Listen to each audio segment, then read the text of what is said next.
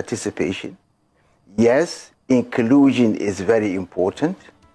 Yes, people need to make sense or have good reasons to be able to participate.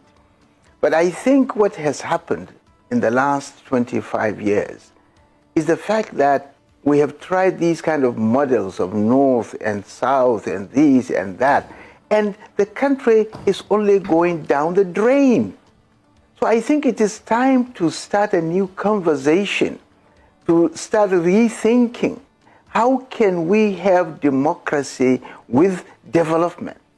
We're having democracy with all these things of North and South and East and West and whatever you have, and the country is not developing. If anything, it's actually de-developing. It is going down the drain. All the indices of development are, taking a nosedive. So I would rather say, while yes, it's important that we recognize and every part of this country and become inclusive, but I think we would be losing out on the challenges that are facing us if we continue with all the problems we have to start talking about North and South. I would rather be part of a new conversation that's, start thinking about what team do we require that can fix this country that is about to break down, that is about to be run aground by reckless and irresponsible politicians who have held power in the last 25 years. And they are not ashamed of the fact that they have not performed well. And they are still talking about, ambitions. Everybody has an ambition to be this, ambition to be that. People are talking about their turn and their turn. And what have you done with those turns? You are destroying this country. We can't continue with these kind of conversations.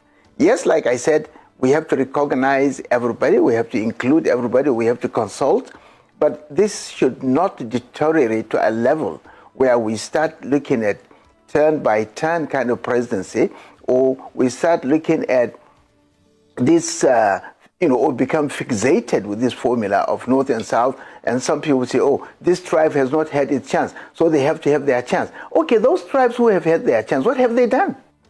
So is it a tribal matter in the 21st century? Right. Please. All right, thank you so much, Dr. Baguji. But my immediate question to you is, why now? I don't think you were this fervent, or the ACF was this fervent when it was said to be the turn of the North. And I believe this concept of turn by turn was done in such a way as to ensure that everyone in Nigeria is well represented. Why is it that it's now that it's the turn, let me use the word, of the South, that the Northerners realized that, or at least the ARA Consultative Forum realized that it shouldn't be turn by turn, it should be by who ought to be there. And then I want to ask you if you agree with what the National Publicity Secretary of the ACF said. He said that in 2015, and I'm quoting directly, we were sold a dummy of anti-corruption. We were sold a dummy of many things, and people have realized that it wasn't true. Do you agree with this statement that in 2015 you were sold, what could he be said in his words as the dummy of anti-corruption? Yeah, it's a little better than last time. Okay, I'll try to project my voice so you can hear me a bit clearer. I'd asked you in summary, just asked you questions around why now? Why didn't you express this position when the North benefited from the turn-by-turn arrangement? And I believe that turn-by-turn arrangement came about as a result of making it fair and equitable so that at least Nigeria is represented at that national level. Why now? Why is it now a bad idea? Okay. For me, this is not the first time I started talking about it. I talked about it from 2019 through to 2023. Before then, even from 2015, I have consistently said Buhari's presidency was a disaster. And there are so many other ways that, things that he did by, putting too many Northerners in the security sector for no benefit at all from the North. And I thought Buhari's experience is itself sufficient evidence that this idea of putting somebody from one part of the country to become president doesn't really work. It doesn't make sense. Because what do you want him to do? To favor his own part of the country and to abandon others? This is very naive, to say the least. So the point I'm making is that you can achieve inclusion and not at the expense of development. One way to do it, for example, there is no part of the country that has any monopoly of competence. There are competent Nigerians among the Southwest, among the Southeast, among the South-South, Northeast, Northwest, North Central. Why don't you pick those competent Nigerians from the different parts of the country to fix and run your country? Why do you go for people who are barely educated, people who are crooks, people who clearly have no idea of where to take this country, who cannot engage the world, who don't even understand? All they know is primitive consumption and primitive accumulation and very perverse tastes and consumptions, and just simply running the country down. So if this is why I said inclusion is a very, very critical aspect of governance. And you can achieve that and still achieve development by bringing more competent people. There are technocrats who can fix the energy sector, who can fix the transportation sector, who can improve all the infrastructure. The few that have come into government have been elbowed out. Some of them have been chased out of government because corruption will not accept the kind of thing that they want to do. And I feel very sad. I mean, we, and quite a number of Nigerians, and by the way, across the board, not just the North, the East, the West, we stood up to the military during the time of Abacha. We fought for democracy. But this is not the kind of democracy we want to see. We want a democracy that takes cognizance, of competence and recognizes knowledge in the 21st century as the greatest capital and try to mobilize. And Nigeria has a lot of these talents, has a lot of competent people. Why don't we bring them into governance? Why don't they lead the process? Why do we need some politicians who don't understand the world in the 21st century, who have no record of doing anything competent anywhere, and all their life is life of sleaze and corruption, and because they've accumulated money through those corrupt practices, then they buy everybody off, and now we have a National Assembly that is just, literally for sale. Only money. I mean, they cannot stand up to the president on anything. And so this is the point. I think we have to change the conversation because we need a new narrative. And we have to be constantly aware, and I keep repeating this fact, that 2030, just another 5 years from now, we're going to be 300 million. Already today, we have more than 33 million people on the verge of starvation. These are United Nations bodies that are quoting these figures. We have a deficit in grains alone for last year, more than 30 million metric tons. We have 20 million children out of school, the highest around the world. We have all these terrible statistics, which we're not addressing. These politicians are not discussing these matters. They're discussing of who will, my ambition, my turn, who will be the next president. We have to do a coalition to chase President TINIBU out, just like we did with President Jonathan. Okay, when you chase him out, what are you going to do? What are you going to offer? What is the new thinking? What is the new thinking? I'm glad you've said that. I'm glad you've said that, because that frames my next question to you, which is that we already know the, shall I say, traditionally what happens in elections in Nigeria, which is that the numbers come from the north. Now, if we're saying that it's time to do away with the system of zoning, then ultimately everything will be tipped to the favor of the north. We know that the system is a zero-sum game. So how do you balance it out? When you're speaking of inclusivity and representation and all of these things, how do you balance out the fact that the population that you're saying will be 300 million in 2030 according to your statistics? The Constitution is already doing that. The Constitution is already doing that because the House of Representatives is based on population. We're talking about the presidency here. I mean, Northerners are the majority. So, sorry, I didn't hear that. I'm speaking of the presidential ticket specifically because this is the one in contention. Okay. I I think the presidential ticket should not be clouded by this North and South thing. I think we have to prioritize knowledge and competence and courage and character. In fact, the most important thing is the character. Honestly, for me, it's yes, the North is, in terms of size, is 78% of the size of the country. The whole of the states of the Northeast, you can put them in Niger. They will still have another space for the whole of the side of the Northeast, and even there will be land remaining. Yes, that is it. This is geography. There is nothing we can do about that. But the point I'm making is that we must not lose sight of the fact that this country is sinking.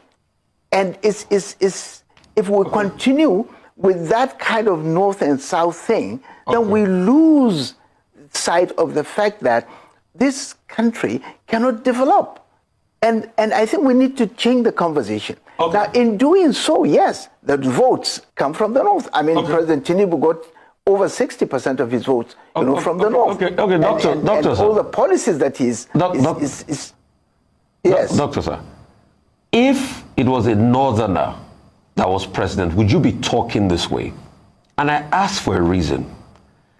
I did talk this way when President Buhari was there. No. Rufai, where were you? I have facts. Doctor, sir, I deal with facts. I have facts for you. And facts are very hard. In 2019... Please, let me have them. In 2019, the ACF, Arewa Consultative Forum, declined support for only Buhari, but they said they will support other northern candidates vying for presidency. Yes. So that's why I asked. Now that's the ACF. If it was wait a minute. If it was a northerner that was as president, would you be talking this way? Wait a minute. Yes, sir. Wait a minute. If you want the ACF's position, then you should get the spokesman of the ACF to answer that question. I, as Usman Bugaji, has not made that statement, and I don't believe, and I've made it very clear, that while inclusion is important, I do not insist that a president must come from a particular part of the country, beyond the fact that we should make sure that we prioritize competence, we prioritize character, we prioritize the courage to do the right thing. So, I asked you the first question, sir. I asked you the first question. If it was a northerner that was president, would you be saying all of this? Because, see, you can talk about competence. We all talk about competence. And when you look for competence, there are people in every region in this country that are competent enough to be president, from the north to the south. So it's not a want of... I said. No, hang on a minute. Hang on a minute. Every part of this country is not a want of competence. But there's also an unwritten rule that says, you scratch my back, I scratch your back. The North does XYZ term, the South does XYZ term. I don't believe in that, Rufai. So I'm asking you... I don't believe in scratching backs. If it was a northerner that was president, would you still talk this way? I believe in development too. I'm on your side on development. But if it was a northerner that was president, would you still talk this way? But Rufai... Yes, sir. I don't know if you have really followed what I've been saying. During the time of Buhari, I was at the forefront in criticizing the way he was ruling. And in 2019, I didn't support him. In 2023, I didn't even support APC. I made it very clear. So the point I'm making is that, yes, there are people who say the kind of things you are saying, but I'm not one of them. I have my own view. I have my own understanding. I'm a northerner. And I care for the North. And I feel every part of this country should be developed. Otherwise, we cannot have peace. In fact, you have to go global. And you know this very well, that a lot of global institutions are trying to reduce inequality around the world, the climate change, because whatever happens to one part of the world is going to affect the other part of the world. The globe has become a village. So the point I'm making is, let us not continue with this conversation of North and South. Let us change the conversation and start a new conversation about how do we get competent people with character and courage to run this country. Real quickly, before I leave, is it that you will now support an Atiku Abubakar? Do you believe he can get the job done with all these traits and characteristics? Because I know you have closeness to Atiku Abubakar, In 2023, I supported Atiku Abubakar because of all the candidates that came out. He was the one that I thought was going to do it. So you're an that Atiku was man. it. Is it safe to say you're an Atiku man? That's my own choice. And everybody has his own choice. And because Atiku will probably run in this election against Tinubu. Wait a minute. You're pushing your man. Wait a minute. Yes, sir. Rufai. Yes, sir. Rufai, listen to me. Listen to me. I'm not an Atiku man. I'm not anybody's man. When I was in ACN, Atiku left, and I remained. If I was his man, I would have left with him. All right. So I'm my own person. Okay. And I don't believe in anybody's man. I believe that people should have the courage of their own conviction. And therefore, I'm not going to be anybody's man. But if Atiku runs again, would you support him, sir? I will support him. It doesn't matter who he is. If Atiku runs again... Hello, say it again. If Atiku runs again in 2027, would you support Atiku Abubakar? No. In fact, what I have been saying, if you have been listening, is that this idea of supporting one candidate with whatever combination of balancing of the ticket to go into the villa, to lock the gates, and then the wife will become the Queen Elizabeth of the First, and the children will become some prince and princess of Saudi monarch, and start behaving the way. This is outdated. We must not allow, this country to fall into the hands of this kind of people. I would rather, and I'm not talking about Atiku here, I'm talking about all of them. I would rather we do a collegiate leadership where we get the best and the brightest, and there are a lot of them in this country, to come forward and salvage their country. That's my view. Thank you very much. And I've expressed this view openly in so many places. All right, thank you. So I'm not going to support someone because he has been an old politician who has been around for some time, and then a combination of... I am not. I've made this point very clear. All right. Okay, I asked a question earlier, and I just want to pose that to you. According to the Publicity Secretary of the ACF, Arewa Consultative Forum, he had said that Nigerians were sold, an anti-corruption dummy in 2015. And from what I can hear from you, if you assess the last, let's say, 8-10 years of the APC government, you're not very satisfied. What are some of the lessons that we can learn from where you feel like they haven't performed very well as a government? What are some of the lessons that we can learn ahead of 2027? Well, my view about the APC government is very well known. I have made it very clear. I have, put it in writing. It has appeared. And if you want the view of the ACF, they have a spokesman who can speak for them and probably defend whatever they say. But look, for me, the APC government from Buhari to date is a disaster for this country. And I'm not saying PDP is going to do any better.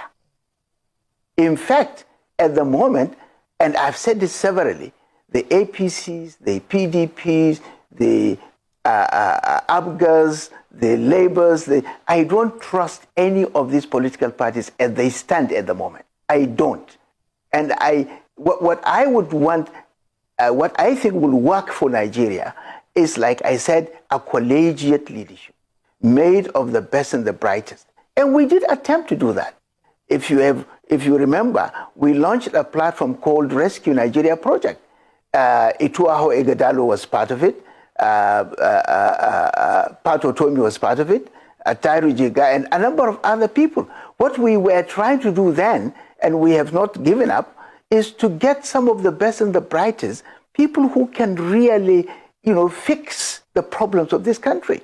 Not politicians who are just out to make money and who do not even understand the terrain.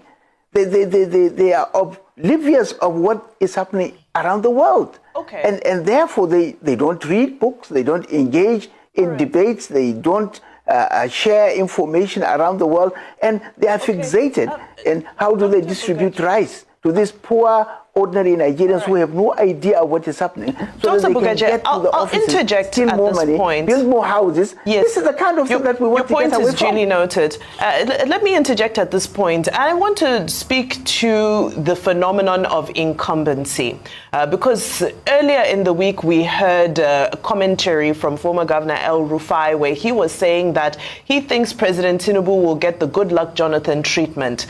You've already expressed your views about the performance of President Tinubu. You've also expressed your views about President Buhari's performance. However, he was able to get a second term. So why do you think these two southern presidents are the ones who are being perceived or, predicted to only do one term? So what do you think are the decisive factors in that? I think you need to get back to the time of Jonathan and try to see the kind of, position I've held. As far as I can remember, I've been consistent on this matter. If you cannot perform, you leave. What is the performance of the budget of 2024 for this particular president? My figure is that, the budget performance was only 22%. Do you think these kind of people should be allowed to continue? Now, forget about that he's from the south or from the north or from anywhere. For me, wherever he comes from, if he cannot perform, he should leave. Simple. So this idea of saying that, okay, because I'm from the north, I need a northern. We have tried it. Even those who tried it, they have now seen through that this thing does not work. Okay. What will work for this country is people of character, people of competence, people with the courage to be able to do the right thing. And there are many, but the political culture and the political arrangement will not allow them. And you don't wait for things to, for these politicians to allow you. We have to struggle to find our way, find a platform, mobilize the country, and try. This incumbency that you're talking about, look at what happened in Senegal. Okay. I mean, Macky Sall was there. Okay. And yet these young people, one of them even came from the prison. Okay, so things are changing. Look at the event in Kenya.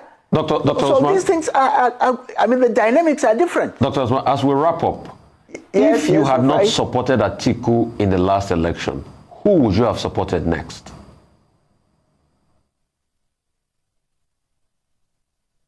Honestly, I didn't know Peter Obi enough to support him. I've been in this business for 25 years, and I saw, there are ways you measure people. You size them up. And so the people that I saw around him are not people that are ready, to take the national, to take the nation together. They were all basically reacting or angry about a particular part of the country, and they were all fuming and trying to go on a vengeance. So that was my worry. Okay. And I would have supported Adewale of the SDP. That means if you are Adewale Adebayo. So the question, he comes across to me. Listen to me. We need to wrap up. Who would you have supported if you had not supported Atiku? Could it be Peter Obi? What I'm saying is that I would have supported Adewale Adebayo. Okay, Adewale Adebayo. Because he comes across to me as somebody who understands the terrain. Thank you so much, of the SDP. Thank you so much. He comes across as somebody who understood this country. Than't you so much. I don't have really full background of what he has